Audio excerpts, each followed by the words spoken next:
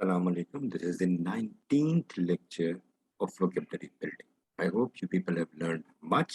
Today we will learn more words of vocabulary so we can speak, write better English.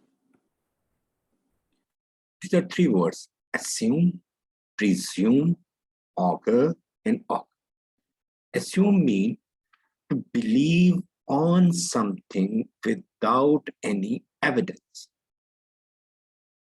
It's a theoretical belief where you have no evidence to prove that whether it is correct. Presume means to believe what you believe that is based on some solid and concrete evidence. As these two words you people are saying augur and augur, they're pronounced same. How will you feel the difference between these two words? It depends upon the sentence and the speaker, how or in which meaning he is using these words. So augur means digging tool. If you want ice fish, augur with ER. If you want ice fish, you must dig a hole first in ice with augur. Augur means something, some tool with which you dig. Augur mean predict, forecast. His hard work augurs success in his future. So you are basing his success and predicting or auguring because of the hard work he is putting in to be successful in future. As these two words, oral and all, these are two words, but their pronunciation is the same. So be careful while using these words.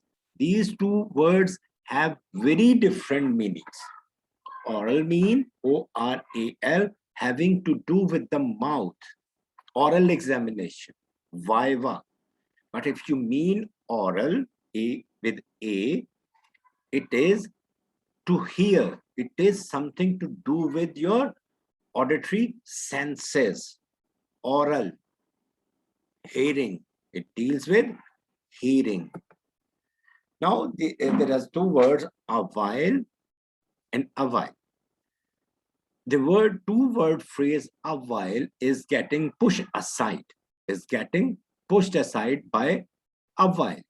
But with a single word, a while should only be used to mean for a while, a single word. It's a distinction worth preserving. It took a while. A while means some moment. But I was convinced after thinking it over a while for some moment, for some time. A while mean for some time, for a while, for few seconds, for few moments, and a while taking some time, giving some thoughtful reading, some thoughtful, some thinking over that. The difference with it becomes when you use a two-phrase word, a while, you always need to use it with a preposition. Both have the same meaning, but it depends upon you what word you are using. You are using a single word or a two-phrase word So distinction should be kept while using it as two words or a single word phrase. Thank you very much for watching. We will be here with another lecture of vocabulary building.